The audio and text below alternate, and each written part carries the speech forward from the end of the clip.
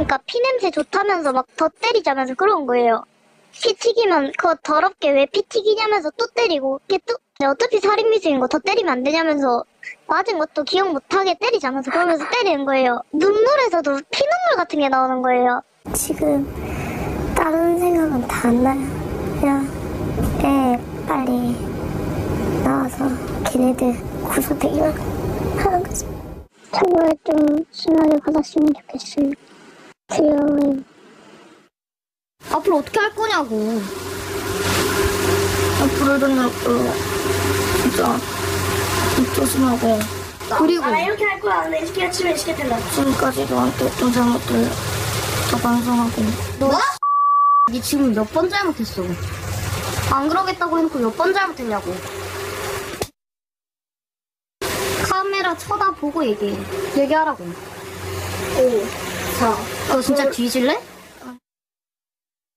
자, 무섭습니다. 화면에서 보셨다시피 폭력 범죄가 곳곳에서 벌어졌습니다. 가정폭력, 데이트폭력, 이를 넘어서 요즘은 10대들의 잔혹한 폭행까지 벌어졌습니다. 이런 폭력 범죄 처벌, 각별한 관심을 쏟고 계시는 분이 있는데요. 바로 더불어민주당의 표창원 의원 지금 나오셨습니다. 안녕하세요. 안녕하세요. 네. 그리고 오늘 저와 함께 대담을 진행해 주실 네 분 패널도 모셨습니다. 안녕하세요. 안녕하세요. 자, 우리 표창원 의원님 어렵게 모셨는데요. 제가 첫 질문을 좀 드리는데 먼저 화면부터 좀 틀어봤습니다. 참 무섭습니다, 봐도. 네. 자, 근데 그동안 이 표창원 의원께서 보시면은 폭력범죄 처벌에 관한 법안을 다수 발의하셨어요. 네. 그래서 보면은 제가 좀 찾아봤는데 가정폭력도 있고 네. 데이트폭력 그리고 동물학대도 네. 관련 법안 내셨는데 이번에 청소년 폭력과 관련된 이제 법안을 준비 중이신 걸로 알고 계신데 특별히 이런 폭력범죄 처벌에 관심을 주신 이유가 좀 있으시다면? 크게 두 가지입니다. 하나는 피해자 입장에 제가 주로 오래 서왔고요. 피해자 입장? 네, 30년 동안 범죄 문제를 다루면서 그래서 네. 피해자를 위한 정의를 구현하겠다는 것이 제 삶의 목표 중에 하나고요. 또 다른 하나는 이 폭력범죄 중에도 그냥 일반 폭력이 아니라 권력적 폭력범죄에 있어서만큼은 저는 엄벌. 권력적 폭력범죄. 네. 이 권력적 폭력이 뭐냐면 서로 대등한 위치에서 다툼 생기고 싸우면 폭력이라 하더라도 저는 둘이 합의한다든지 처벌을 원치 않으면 처벌하지 않아도 된다고 봐요. 소위 그거는 경찰용어로 쌍피라고 하나요? 네, 그렇죠. 그런데 하지만 쌍피라 하더라도 예, 피해자, 가해자에게 반항하다가 생긴 것까지 쌍피로 해서는 안 됩니다. 권력적 폭력은 뭐냐면 가해자가 피해자를 지배 통제하는 상황에서 자신이 어떻게든 할 수 있다라는 그러한 힘을 발휘하고 활용을 해서 피해자에게 폭력을 휘두르는 걸 말하거든요. 피해자는 이러한 폭력을 당할 때 신고도 제대로 하지 못하고요. 피해가 또 상습화되고요. 이로 인해서 상처가 커집니다. 이 두 가지 범죄는 반드시 중형을 내려야 하고 피해자를 보호하기 위해서라도 가해자에 대한 엄벌을 해야 된다는 것이 제 주장입니다. 지금 저 소년법 개정안을 준비 중이신 것도 알고 있는데 네. 구체적으로 그렇다면 어떤 내용을 담게 됩니까? 우선 이 사건 한번 보시면요. 부산 사건의 가해자들이 소년법상의 검사 선도 조건부 기소 유예 처분을 이미 받았습니다. 유사한 폭력 행위를 저질렀는데도 불구하고요. 그다음에 소년법상의 보호 관찰 대상자였습니다. 그렇지만은 전혀 형사처벌을 받지 않고 있다 보니까 피해자 입장에서는 이 사건의 피해자뿐만 아니라 다른 피해자들도 있거든요. 너무 무섭고 자신들한테는 악마 같은 가해자고 잔혹한 그 폭력 범죄자인데 우리 소년법 체계에서는 이 사람을 데려갔다가 가해자를 데려갔다가 곧 다시 주변으로 돌아오게 만든단 말이죠. 그리고 또 이번 부산 사건은 6월 29일 날 최초 폭행에 대해서 보복 폭행이었어요. 그렇죠. 왜 신고했느냐라는. 그래서 더 잔혹하다고 지금 그랬단 말이에요. 그렇습니다. 그래서 그런 부분들이 하나하나 다 보자는 거죠. 소년법에 뭐가 문제가 있냐. 첫째, 검사의 선도 조건부 기소 유예는 저는 독소 조항이라고 봅니다. 검사가 전문가인 그 가정법원 소년부 혹은 지방법원 소년부의 전담 판사에게 보내지도 않고 법원에서의 심리를 거치지도 않고 검사 스스로가 내가 정하는 이 조건 받아들이면 봐줄게라는 형태로 아무런 처분 없이. 사실상 검사가 판결을 내리는 효과가 그렇습니다. 그리고 그 대부분의 그 법 내용에 보면 그 선도 조건에 있어서도 어떤 특정한 요건들이 없어요. 그냥 지역 내에 있는 상담소 같은 데 가서 상담 받으면 된다고 하고요.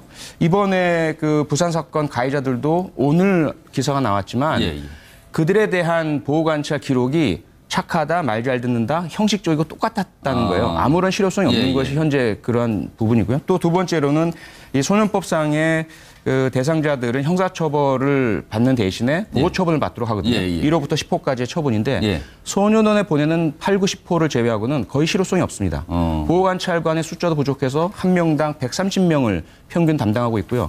이런 상태다 보니까 사실 그동안 우리 어른들이나 국가와 정부가 소년 범죄, 청소년 폭력은 무관심하고 방치해 놨습니다. 그리고 아이들이 아직 어리니까라는 인식 속에서 그 사이에 피해자들은 계속 보복과 피해의 두려움 속에 떨고 있었던 거죠. 그럼 법에서는 구체적으로 어떤 조치를 하라는 걸 규정이 들어가는 게 되나요? 그래서 지금 제가 11월 달에 종합적인 대책을 내놓겠다고 약속을 드렸고요. 처음에 이 학교폭력의 출발은 가정에서 시작합니다. 아동학대의 피해자들입니다. 대개 가해자들이. 아동학대에 대한 미온적인 대응, 이 부분을 아동학대 방지법에서 고칠 예정이고요. 구체적으로. 그러니까 근원점에 대한 근원점부터 하겠다는 말씀이시죠. 그다음에 가정에서 문제가 생긴 친구들이 학교에 와서 학교 폭력을 대개 저지릅니다. 학교 폭력 대책법 역시 학폭위라는 현재 실효성이 거의 상실된 기구에 의해서 한쪽으로는 경미하고 미온적인, 다른 한쪽으로는 학교 밖으로 배제하는 이러한 처분이 내려집니다. 이 부분도 손질을 해야 되고요. 그다음에 이제 그 학교 폭력 밖으로 나온 아이들이 소년법 체계로 들어옵니다. 그럼 소년법 체계 앞서 말씀드린 것처럼 검사가 마음대로 한다든지 또는 법원에서 할 수 있는 처분에 실질적인 방안이 별로 없다든지 그다음에 이 청소년 범죄 4단계인데요. 일탈, 경미 형사범죄, 그 심각한 범죄, 잔혹하고 흉포한 범죄 이 4단계 중에서 잔혹 흉포한 범죄는 우선 형사처벌을 할 수 있도록 그런 개정들을 지금 하고 있습니다. 그렇다면은 그 잔혹한 범죄에서 소위 말해서 촉법 소년 나이를 좀 낮춘다는 부분에는 찬성하신 건가요, 그러면? 제가 이제 동의하고 공동 발의에 참여는 했습니다. 일단 그 연령의 문제인데요. 현재 형사 미성년자 연령이 만 14세 미만이거든요. 그런데 이번 부산 사건 같은 경우는 같은 공범들 중에 만 14세 이상이 된 친구가 있었고 그 아래에 있는 친구가 있었습니다. 그래서 같은 범행을 했음에도 불구하고 이 부분에서 서로 형사처벌을 받고 안 받고 나누어지거든요. 그러면 이 연령이 적절한가에 대한 문의를 해봐야 되겠죠. 영국은 만 10세입니다. 형사 미성년자 연령이. 스코틀랜드는 낮군요. 영국은. 스코틀랜드는 8세고요. 아, 8세. 미국은 아예 없는 주도 있고 7세, 8세, 14세까지 높아갑니다. 다양합니다. 그런 차원에서 보자면 우리나라는 적어도 중학교에 들어가는 연령부터는 스스로가 자신의 행동에 대해서 책임을 질 수 있다라는 그러한 구분을 해야 되지 않느냐. 그래서 만 13세, 12세 요 사이에서 사실 중학교 입학 최저 연령이 좀 결정되고 있죠. 지금보다는 좀 낮출 필요가 있다는 데서는 공감을 하고 계신 거네요. 제가 요 질문을 하나만 하고 이제 패널 분들께 질문할 기회를 좀 드릴 텐데 사실은 10대 소년들의 범죄가 이거는 글쎄요. 성인들도 저렇게까지 잔혹할 수 있을까 싶을 정도의 모습이 나타나고 있거든요. 지금 의원이시기 전에 사실 범죄심리 전문가십니다. 이런 10대들은 어떤 심리 상태에서 저런 일을 자행을 하는 걸까요? 우선 나이를 배제한 상태에서의 심리가 있고요. 청소년기 심리 두 가지가 합쳐져 있다고 보여집니다. 우선 그 나이를 배제한 상태에서는 가장 쉽게 이해하실 수 있는 것이 최근에 우리가 목격했던 군대 내에서 그 후임병에게 뭐 인간이 말로 정말 할 수도 없는 가혹한 행위들, 그 심지어 인간의 변을 먹도록 하기도 하고요.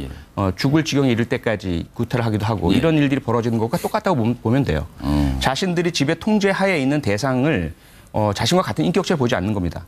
그리고 스스로들에게 있는 열등감이나 자존감 상실의 문제를 투사시켜서 이 피해자에게 쏟아붓는 거죠. 그리고 그 피해자를 자기 마음대로 조정하고 통제하고 굴종하게 만들므로써 우월감을 느끼고 잃어버린 자존감 회복에 아까 말씀하신 권력 관계에서 벌어지는 그렇죠. 권력적인 폭력입니다. 그런데 여기에 덧붙여서 아직 청소년기에는 자신들이 하는 행위의 심각성이 어느 정도인지를 정확하게 파악을 못합니다. 피해자가 어떤 것을 느끼는지도 정확하게 느끼지 못하고요.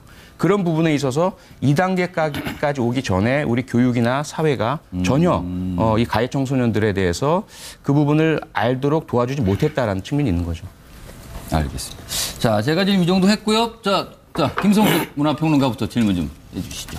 제가 알고 있는 통계 자료에 의하면 대검 자료인데 실질적으로 청소년의 흉포 범죄들은 지금까지 계속 줄어왔다고 그 통계가 있고요. 그리고 많은 분들은 미디어에 의한 착시 현상을 지적하고 있습니다. 이런 상황 속에서 그 처벌만을 강화하는 그런 특히나 유엔에서 권고하고 있기는 12세는 최하 기준이고 오히려 계속 올려서 처벌하라고 하고 있고요. 룩셈부르크라든가 또 스웨덴이라든가 이런 나라에서는 룩셈부르크는 18세입니다. 그러니까 이런 나라들을 모델로 삼아서 의원님께서 말씀하셨던 보완해야 될 부분 그러니까 아이들을 보호 관찰하는데 한 명에 150명 붙인다는 이런 부분들을 개선을 하는 것으로 바꿔나가야지 실제로는 사회에 다시 돌아올 수 있게끔 해주는 방법을 더 모색해야 되는 거 아닌지 이런 부분을 여쭙고 싶고요. 그리고 오히려 지금 필요한 거는 말씀하셨던 대로 아동학대 금지법이라든가 차별금지법이라든가 이런 걸 통해서 아이들에게 올바른 기준들을 갖다 제시해주는 법들이 있어야 되는 거 아닌지 이런 생각을 여쭤보고 싶거든요. 동감하죠. 동의하면서 하지만 그렇다고 해서 형사처벌을 배제하자라는 것은 반대하고요. 조금 어떻게 들으실지 모르겠지만 북핵과 연계시키자면 북한도 그럴 만한 사정이 있다. 그들도 살기 위해서다. 생존이다. 그러므로 아무런 제재하지 말자. 저는 거의 반대입니다. 하지만 그렇다고 우리도 전술핵 가지고 핵 개발하자. 그건 반대입니다. 그렇죠? 이렇게 보신다면 우선 청소년 범죄자들의 그런 통계적인 부분은 예외로 하고요. 그들의 그러한 사정이 있고 아직 성장 단계이고 당연히 살펴봐야죠. 하지만 그 결과적으로 드러났을 때 피해자에게 죽음에 이를 정도의 공포를 느끼게 하는 범죄까지도 포섭을 시켜서 무조건 봐주자. 그건 대책이 아니라고 보고요. 이번 부선 사건도 그렇게 나타났죠. 그래서 우선 그런 그 청소년 보호를 위한 지원책을 마련하기 위해서도 그렇고요. 이런 지원책이 실제로 실효성을 발휘하게 하기 위해서도 한쪽에는 강한 제재와 형사처벌의 가능성이 존재해야 합니다. 그렇다고 해서 이 가능성을 만드는 것이 무조건 청소년 범죄자들을 계속 형사처벌하자는 것과는 전혀 다른 이야기거든요. 그래서 이 부분은 함께 가야 한다라는 것으로 답변을 하겠습니다. 두 가지만 좀 여쭤보겠습니다. 네. 지금 소년법에 있는 이제 검사의 조건부 기소유예에 관해서 지금 실제 현황은 독소 조항에 대해 얘기를 말씀하셨는데 저는 참고로 90년대까지 검사를 했던 사람이고요. 네네. 이제 이 법조문에 들어가기 전에도 실제는 선도 조건부 기소유예를 많이 했거든요. 법에는 없었지만 그렇죠? 예, 그 당시에 저희가 했을 때 보면 어떤 범죄를 저지른 아이를 일단 구속을 해서 만약에 내가 정해주는 선도위원과 지속적으로 만나 그분의 지도에 따르면 이건 없던 일로 해주고 만약에 말을 안 들으면 다시 잡아서 처벌을 할 거다. 그렇게 했더니 상당히 효과가 있었어요. 실제로 말을 안 듣는 애들을 재판에 돌렸거든요. 근데 지금은 어떻게 되고 있는지 모르겠는데 지금 말씀하신 것처럼 형식적으로 되는 수가 있겠죠. 아무런 조건들. 그렇게 되면 이건 아무 의미가 없는 건데 그런 이 소년법 이 조건부 기소유예를 좀 더 입법적으로 보완해서 제대로 실효성이 있도록 하게 되면 이것이 가치가 있는지 그걸 한번 여쭤보고 싶고요. 또 한 가지는 이제 형사 미성년자를 14세에서 12세로 내리는 것은 이제 우리 형사법 책에 책임의 연령을 내리는 것도 굉장히 중요한 문제거든요. 네. 그래서 물론 요즘 영양도 좋고 하니까 아이들이 예전보다 큰 거는 맞는데 이게 나라마다 이 문화적인 거에 따라 다르거든요. 우리나라의 14살과 또 남미의 14살, 서구의 14살 다르거든요. 그래서 우리 사회 전체적으로 12살부터 14살 이 사이에 관한 아이들의 정신적인 정서적인 성장이 어떤지 거기에 대한 어떤 통계조사나 연구가 좀 선행되어야 될 걸로 보이는데 혹시 그런 것이 되어 있는지 그거를 여쭤보고 싶습니다. 잠깐만 지금 말씀하시다니까 어려운 법률 용어 나오니까 조건부 기소유예 이런 게 나왔어요. 이게 쉽게 얘기하면 잡아들였는데 애가 반성하는 걸 갖고 좀 개전의 여지가 있으면 그냥 풀어준다 이런 말이죠. 아니 그건 아니고요. 아닙니까? 예, 가서 선도인의 말씀을 잘 듣고 계속해서 착하게 하면 용서해 주는 것이다. 얘가 착할 가능성이 있어 보인다 그러면 그건 선도위원을 통해 계속 듣습니다. 검사가 전화해서 얘가 어떻게 돌아가냐 그 얘기를 듣고 맞춤형으로 정해 줬으면 요즘은 어떤지 모르겠습니다. 제가 할 때 그렇게 했어요. 시청자분께도 그 얘기를 참고하시고 지금부터 답변 들어보겠습니다. 네, 일단 요즘 상황부터 말씀드리면 그래서 제가 한번 조사를 해봤더니 지난해 2만 5천 건 정도의 청소년 범죄자에 대한 선도 조건부 기소유예 그 중에서도 재범자들만 2만 5천 건인데요. 그 전 처분을 봤어요. 그랬더니 11,000건 정도, 약 35.3% 정도가 똑같은 선도조건부 기소유예를 받았다가 또다시 선도조건부 기소유예에 해당되는 형사범죄를 저지른 겁니다. 지금 현재 그런 실효성이 떨어졌다는 것이고요. 선도 조건이 충족이 안 된 거네요. 안 되고 관리가 안 되는 거죠. 그러니까 지금 정태훈 변호사님이 말씀하신 과거에 그나마 검사들이 열의를 가지고 청소년 범죄자 한 명 한 명에게 본인이 직접 과연 그 조건을 이행하는지도 살펴보기도 하고 그 조건이 이행하지 않으면 기소유예라는 것이 기소를 미루는 것이지 안 하는 것이 아니거든요. 그러면 조건을 충족하지 않으면 바로 기소하면 되는 것이거든요. 이제 그런 기소권을 가지고 청소년 범죄자들을 자기 지역 내에 있는 친구들을 이렇게 관리하셨던 전통적이고 좀 인지상정적인 통제가 있었다면 지금은 그런 것들이 통할 수 있는 검찰 여건이 아니지 않습니까? 잘 아시지 않습니까? 너무 사건도 많고요. 기소유예 처분을 내려버리면 끝입니다. 그러니까 이 친구들은 그것을 강한 처분, 유예된 처분을 보지 않고 용서받고 면죄받았다고 보고 똑같은 범죄를 또 저지르고 있는 상황이에요.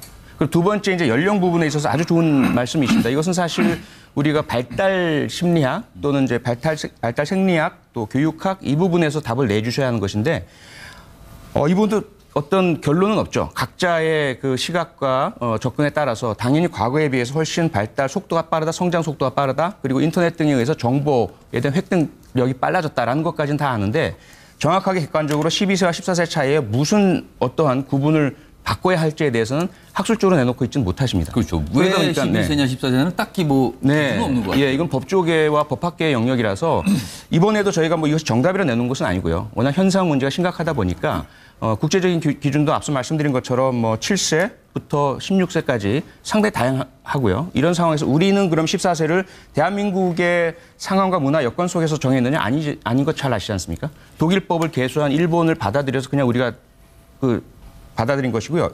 그러한 우리가 받아들인 일본 법계는 이미 12세로 하향시켰습니다. 2007년에. 그래서 그러한 국제법적인 변화도 있다는 것 말씀드리겠습니다. 제가 요거 하나만 좀 추가로 하고 다른 분께 질문 드릴게요. 지금 강력범죄에 대해서는 19세가 넘어야지만 성인 대우를 하지 않습니까? 처벌을. 근데 지금 그 부분에 대해서도 좀 낮춰야 된다는 얘기가 있거든요. 그 부분은 어떻게 좀 보고 계세요? 그 부분도 역시 뭐 같은 그 접근인데요. 문제는 국제아동인권권리협약에 18세라는 것은 정해져 있습니다. 이것은 뭐 문화나 지역적 차이를 넘어서 그래서 이 18세라는 것 자체를 조정하는 것은 조금 문제가 있고요. 다만 그 18세 연령에 해당되는 보호 대상 청소년 중에서 그들이 저지른 범죄의 성격에 따라 그 보호 특칙을 완화시키거나 유예하거나 또는 넘어서야 할 대상들이 있습니다. 국가별로 그러한 차이들은 좀 있는 거죠. 그런 특칙들을 우리가 어떻게 할 것이냐가 특정 강력범죄 처벌에 관한 법률이라든지 폭력해 등 처벌에 관한 법률이라든지 이런 법률에서 그 의유를 하고 있는 거죠. 알겠습니다. 바로 그 부분 제가 질문하려고 그랬는데 이양 나왔으니까 추가로 하시죠. 저는 그 의원님이 뭐 피해자 입장에서 봐야 된다 또는 이게 권력 폭력을 엄벌해야 된다 이런 건 상당히 동의를 하고요. 그다음에 제가 하나 조금 전에 요 문제인데 아까 조금 전에 말한 것처럼 이게 유엔 아동 권리 협약에 보면 18세 미만에게 사형이나 그다음에 무기징역은 못하게 돼 있어요. 아니요. 가석방을 할 수 없는 종신형을 못하게 돼 있죠. 가석방 할 수 없는 종신형. 그게 저희는 종신형이니까 이제 무기징역 보는데 저는 이게 제가 알기로 이게 미국은 이 협약을 동의 안 한 걸로 알고 있어요. 왜냐하면 이게 미국은 18세 미만도 이게 사형식인 예도 있습니다. 근데 제가 보기에 그러나 형량은 좀 제약이 있다 봐요. 지금 이게 18세 미만은 무조건 이게 15년으로 보고 그다음에 특정 강력범죄는 20년이 돼 있잖아요. 그런데 이번에 인천 초등학교 학생 살인 보면 이게 가석방이 또 3분을 돼버리면 거의 이게 몇 년 살고 노게 되는 그럼 이게 피해자 입장에서는 큰 문제고 따라서 이게 제가 보기에 무기징역 사형은 못하더라도 형량을 이게 좀 조정할 필요 있지 않나 이런 생각이 듭니다. 어떻게 생각하시는지? 네, 그 부분이 상당히 좀 어려운 부분인데요. 말씀하신 것처럼 일반 형법상의 가석방 요건은 3분의 1입니다. 그런데 소년법상은 무기징역형을 선고받았을 경우에 5년만 복역하면 가석방이 시작됩니다. 네, 맞습니다. 네, 그런 차이가 있다는 걸 먼저 말씀드리고요. 그다음에 말씀하신 것처럼 우리는 국제아동권리협약 가입국이고요. 그리고 18세 이하 청소년에 대한 사형이나 가석방의 가능성이 없는 종신형을 하지 못하도록 규율을 하고 있습니다. 그런데 무기징역이라는 것은 말씀드린 것처럼 5년 복역 이후부터는 가석방이 가능하기 때문에 이 요건에 해당되지 않습니다. 그런데 인천 초등학생 피살 사건의 경우에 주범이 만 18세 이하 17세, 만 17세고요. 종범, 공범은 오히려 19세입니다. 그래서 이 나이 차이 때문에 공범은 무기징역 구형을 받았는데 주범은 오히려 20년형을 구형받았어요. 그러니까 거니까 부모님 입장에서 이해를 못 하시는 거고 일반 국민의 법감정도 이해를 못 하시는 거죠. 그래서 그러다 보니까 일단 우리가 그 접근이 저는 사형이라는 사실상 우리가 집행하지 않고 있는 부분에 대한 문제를 선결해야 하고요. 그런데 무기징역의 성격에 대한 것들을 또 우리는 다시 한번 선결을 해야 합니다. 그런 상황에서 이 사건에 대한 그 청소년 특칙 적용을 어떻게 할 것이냐의 문제가 나오는 것이죠. 그래서 이제 특정 강력범죄 처벌에 관한 법률 제4조에 개정해서 20년이 아닌 25년을 하자, 혹은 30년으로 하자 대안들은 많습니다. 근데 그 정답이 무엇입니까? 그 숫자의 정답을 찾을 수 없거든요. 그래서 일단 저는 배제하자. 그리고 판사에게 사법부의 그러한 판단의 개개 사건에 관한 판단을 권리를 이양하자 이러한 이제 주장을 저희 하고 있는 것입니다. 김남국 변호사가 아침부터 질문을 참 많이 준비했는데 마지막 기회가 됐네요. 제가 질문을 하려고 새벽 4시 반에 일어났는데요. 자, 질문하시죠. 앞서 변호사님께서 먼저 많은 질문을 하셔가지고 예. 질문하는 동안 표창원 의원께서는 물 좀 고맙습니다. 예. 네, 저는 이 문제의 진단부터가 조금 잘못되지 않았나라는 그런 질문을 좀 드리고 싶습니다. 저희가 이제 이런 어떤 흉포화된 어떤 범죄에 대해서 처벌을 해야 된다라는 쪽으로 여론이 들고 있는데 객관적인 어떤 데이터나 자료를 보게 되면 2011년도에 소년의 어떤 흉악 폭력 범죄 현황을 보게 되면 4,049건이었다가 2015년도에는 2,713건으로 오히려 한 32%가량이 줄었습니다. 그렇죠. 그러니까 완전히 그 자체 흉악 범죄 자체도 굉장히 줄었다는 거죠. 그렇다라고 한다면 이런 어떤 예외적인 어떤 흉포화된 어떤 범죄를 처벌의 어떤 기준으로 잡아가지고 소년법이라든가 형법이라든가 이런 것들을 개정해야 되는 어떤 필요성을 우리가 보아야 되는 것인지 그런 어떤 의문점이 근본적으로 하나 있다라고 생각이 되고요. 그리고 이제 앞서 이제 변호사님이나 의원님께서 말씀하시고 답변을 하실 때 형사 미성년의 어떤 책임과 관련해서 양육이라든지 어떤 발육이라든지 얼마나 성숙했는지와 관련된 이야기를 많이 해주셨는데 저는 그거보다는 오히려 우리 사회가 이 아동들을 형사 미성년으로 볼 때 14세 미만을 어떤 식으로 봐야 되는가라는 어떤 사회적인 어떤 접근이 더 중요하다라고 생각이 됩니다. 이 부분과 관련해서 14세 미만을 처벌로 보아야 될 것인지 아니면 오히려 우리 사회가 미성숙하니까 좀 더 교육의 관점에서 보호하고 양육하고 교육하는 그 대상으로 봐야 되는 그 관점의 문제인 것이지 14세가 이걸 아느냐 사리 분별이 있느냐 문제 없느냐 이런 문제로 볼 것은 아니라고 생각이 되기 때문에 오히려 저는 이 부분을 처벌의 관점으로 볼 것이 아니라 교육의 실패로 봐서 오히려 그런 어떤 부분을 좀 보호하는 어떤 그런 부분을 조금 더 강화해야 되는 것이 아닌지 그런 좀 생각이 듭니다. 좋은 말씀이시고요. 우선 앞서 말씀드린 것처럼 통계상의 부분 제가 변론으로 말씀드린다고 했지 않습니까? 통계라는 것에 대해서는 산정 방식에서 상당한 그 논쟁이 있고요. 두 번째는 줄어들고 있다 하더라도 강력 흉악범죄 피해자에게는 자신이 접한 범죄가 가장 심하고 중요한 것이지 전체적으로 몇 건인지는 중요하지 않습니다. 세 번째, 제가 말씀드린 것처럼 제가 추진하고 있는 법 개정의 방향은 우선 아동학대부터 교육 그리고 소년사회 실패 전반을 보자는 것입니다. 가장 제가 조금 저하는 것이 뭐냐면 무관심입니다.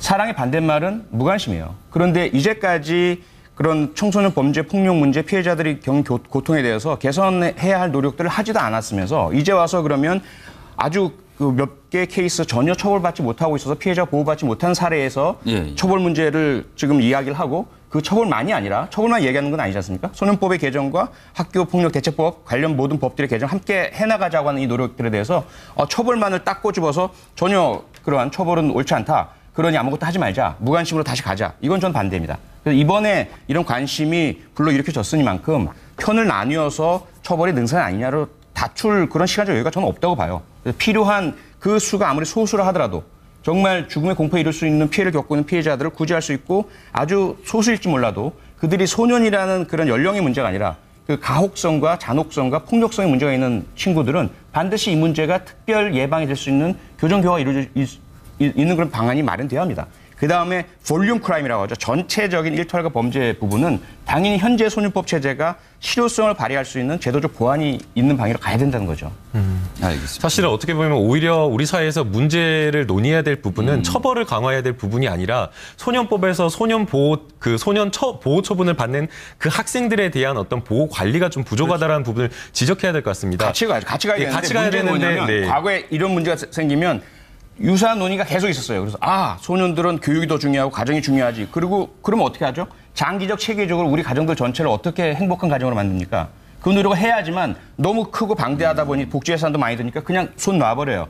그리고 나서 그럼 처벌에 대한 부분들은 그냥 또 방기하고 넘어갑니다. 그러니까 지금 이 상태가 방치된 배경에는 우리 어른들, 책임 있는 당국자들, 전문가들이 서로 입장만 차이만 얘기하고 논쟁하다 끝났기 때문에 그래요. 이제는 그러지 말자는 거죠. 이제 실질적인 노력들을 하고 고쳐 나가자는 겁니다. 제가 요거 마지막 질문을 요건 하나 좀 드릴게요.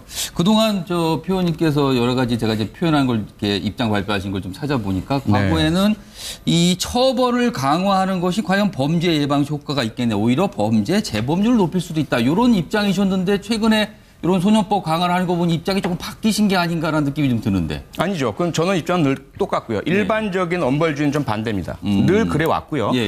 하지만 특별한 부분 말씀드린 것처럼 저는 계속해서 그 신상 공개제도를 주장했습니다. 흉악범죄자. 뭐 많은 인권 차원의 반대들 또 저에 대한 비판, 비난이 있었죠.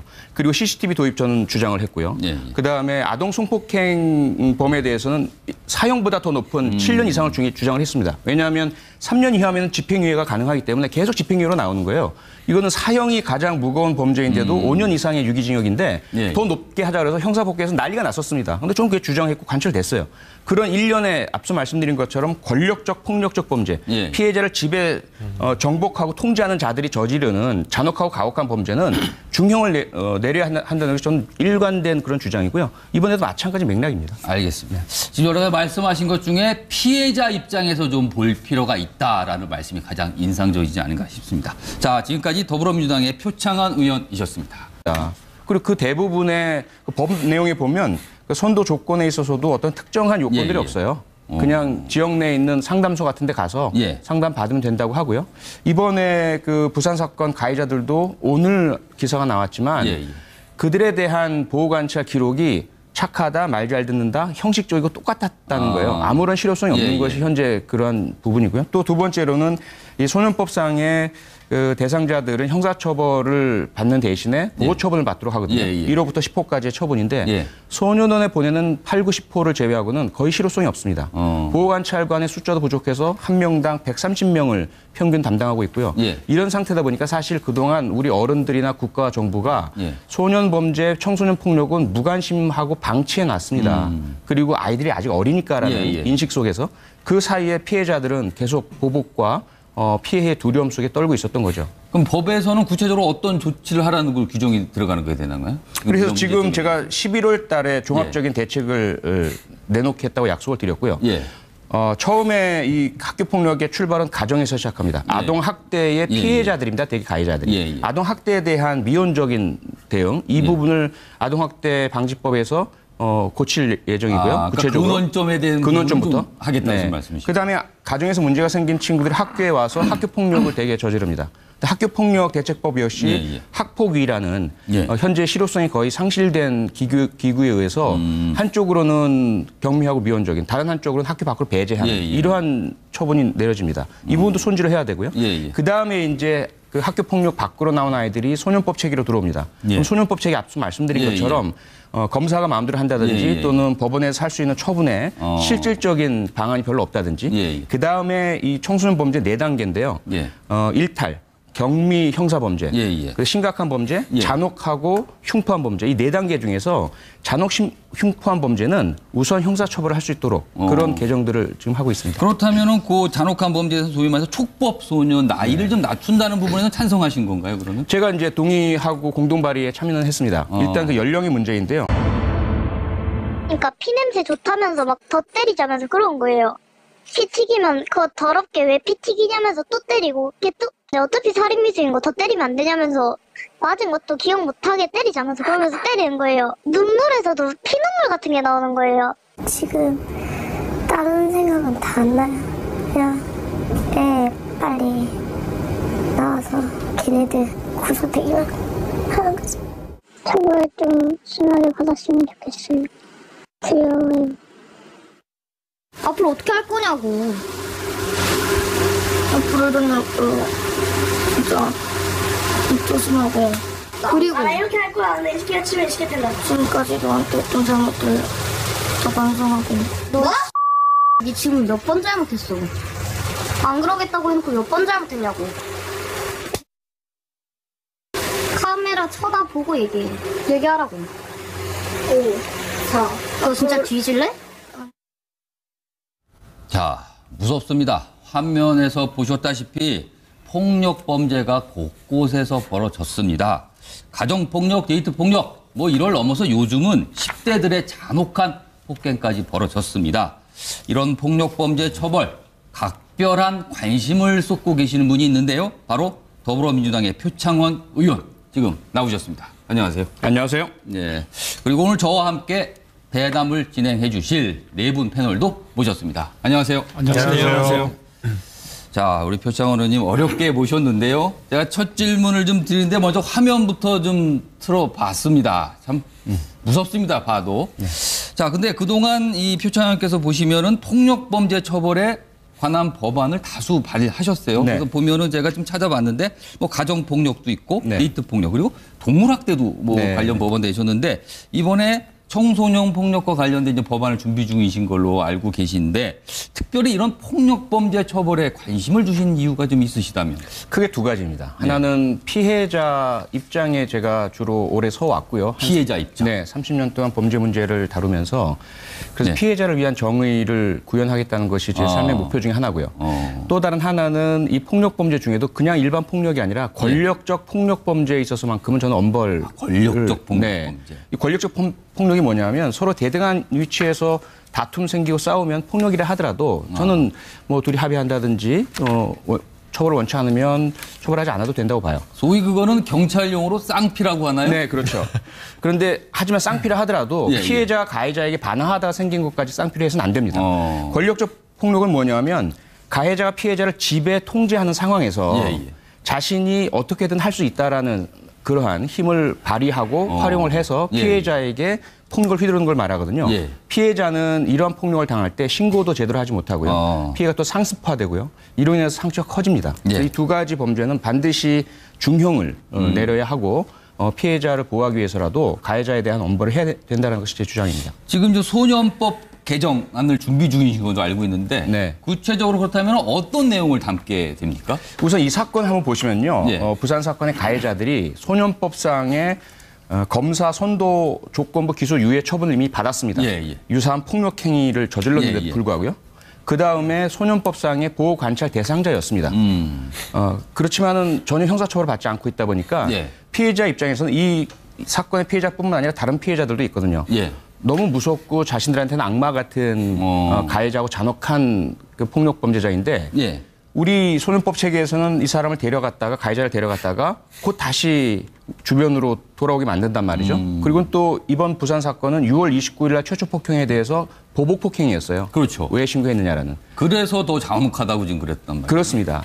그래서 그런 부분들이 하나하나 다 보자는 거죠. 소년법에 뭐가 문제가 있냐. 첫째, 검사의 선도 조건부 기소 유예는 저는 독소 조항이라고 봅니다. 검사가 전문가인 그 가정법원 소년부 혹은 지방법원 소년부의 전담 판사에게 보내지도 않고 법원에서의 심리를 거치지도 않고 검사 스스로가 내가 정하는 이 조건 받아들이면 봐줄게라는 형태로 아무런 처분 없이 사실상 검사가 판결을 내리는 효과가 그렇습니다. 교육이나 사회가 전혀 이 가해 청소년들에 대해서 그 부분을 알도록 도와주지 못했다라는 측면이 있는 거죠. 알겠습니다. 자, 제가 지금 이 정도 했고요. 자, 김성수 문화평론가부터 질문 좀 해주시죠. 예, 제가 알고 있는 통계 자료에 의하면 대검 자료인데 실질적으로 청소년의 흉포 범죄들은 지금까지 계속 줄어왔다고 그 통계가 있고요. 그리고 많은 분들은 미디어에 의한 착시 현상을 지적하고 있습니다. 이런 상황 속에서 그 처벌만을 강화하는 그런 특히나 유엔에서 권고하고 있기는 12세는 최하 기준이고 오히려 계속 올려서 처벌하라고 하고 있고요. 룩셈부르크라든가 또 스웨덴이라든가 이런 나라에서는 룩셈부르크는 18세입니다.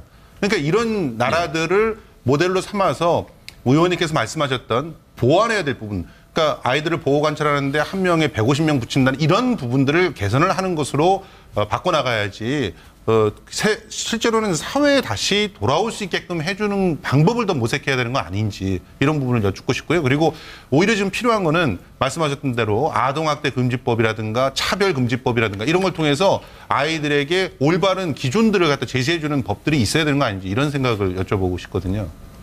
동감하죠. 동의하면서 하지만 그렇다고 해서 형사처벌을 배제하자라는 것은 반대하고요.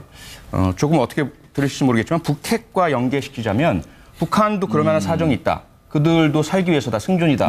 그러므로 아무런 제재하지 말자. 저는 거의 반대입니다. 하지만 그렇다고 우리도 전술핵 가지고 핵 개발하자. 그건 반대입니다. 그렇죠? 이렇게 보신다면 우선 청소년 범죄자들의 그런 뭐 통계적인 부분은 예외로 하고요. 그들의 그러면 사정이고 아직 성장 단계이고 당연히 살펴봐야죠. 하지만 그 결과적으로 드러났을 때 피해자에게 죽음에 이를 정도의 공포를 느끼게 하는 범죄까지도 포섭을 시켜서 무조건 봐주자. 그건 대책이 아니라고 보고요. 이번 부산 사건도 그렇게 나타났죠. 그래서 우선 그런 그 청소년 보호를 위한 지원책을 마련하기 위해서도 그렇고요. 이런 지원책이 실제로 실효성을 발휘하게 하기 위해서도 한쪽에는 강한 제재와 형사처벌의 가능성이 존재해야 합니다. 그렇다고 해서 이 가능성을 만드는 것이 무조건 청소년 범죄자들을 계속 형사처벌하자는 것과는 전혀 다른 이야기거든요. 그래서 이 부분은 함께 가야 한다라는 것으로 답변을 하겠습니다. 이제 형사 미성년자 연령이 만 14세 미만이거든요. 그런데 이번 부산 사건 같은 경우는 같은 공범들 중에 만 14세 이상이 된 친구가 있었고 그 아래에 있는 친구가 있었습니다. 그래서 같은 범행을 했음에도 불구하고 이 부분에서 서로 형사처벌을 받고 안 받고 나누어지거든요. 그러면 이 연령이 적절한가에 대한 문의를 해봐야 되겠죠. 영국은 만 10세입니다. 형사 미성년자 연령이. 스코틀랜드는 낮군요. 네, 영국은. 스코틀랜드는 8세고요. 아, 8세? 예. 미국은 아예 없는 주도 있고 7세, 8세, 14세까지 높아갑니다. 다양합니다. 그런 차원에서 보자면 우리나라는 적어도 중학교에 들어가는 연령부터는 스스로가 자신의 행동에 대해서 책임을 질 수 있다라는 그러한 구분을 해야 되지 않느냐. 그래서 만 13세, 12세 요 사이에서 사실 중학교 입학 최저 연령이 좀 결정되고 있죠. 지금보다는 좀 낮출 필요가 있다는 데서는 공감을 하고 계신 거네요. 네. 제가 요 질문을 하나만 하고 이제 패널 분들께 질문할 기회를 좀 드릴 텐데, 사실은 10대 소년들의 범죄가 이거는 글쎄요, 성인들도 저렇게까지 잔혹할 수 있을까 싶을 정도의 모습이 나타나고 있거든요. 지금 의원이시기 전에 사실 범죄심리 전문가십니다. 네. 이런 10대들은 어떤 심리 상태에서 저런 일을 자행을 하는 걸까요? 우선 나이를 배제한 상태에서의 심리가 있고요. 청소년기 심리 두 가지가 합쳐져 있다고 보여집니다. 우선 그 나이를 배제한 상태에서는 가장 쉽게 이해하실 수 있는 것이 최근에 우리가 목격했던 군대 내에서 그 후임병에게 뭐 인간이 말로 정말 할 수도 없는 가혹한 행위들, 그 심지어 인간의 변을 먹도록 하기도 하고요. 죽을 지경에 이를 때까지 구타를 하기도 하고 이런 일들이 벌어지는 것과 똑같다고 보면 돼요. 자신들이 지배 통제하에 있는 대상을 자신과 같은 인격체를 보지 않는 겁니다. 그리고 스스로들에게 있는 열등감이나 자존감 상실의 문제를 투사시켜서 이 피해자에게 쏟아붓는 거죠. 그리고 그 피해자를 자기 마음대로 조정하고 통제하고 굴종하게 만들므로써 우월감을 느끼고 잃어버린 자존감을 회복해 아까 말씀하신 권력 관계에서 벌어지는 그렇죠. 권력적인 폭력입니다. 그런데 여기에 덧붙여서 아직 청소년기에는 자신들이 하는 행위의 심각성이 어느 정도인지를 정확하게 파악을 못합니다. 피해자가 어떤 것을 느끼는지도 정확하게 느끼지 못하고요. 그런 부분에 있어서 2단계까지 오기 전에 우리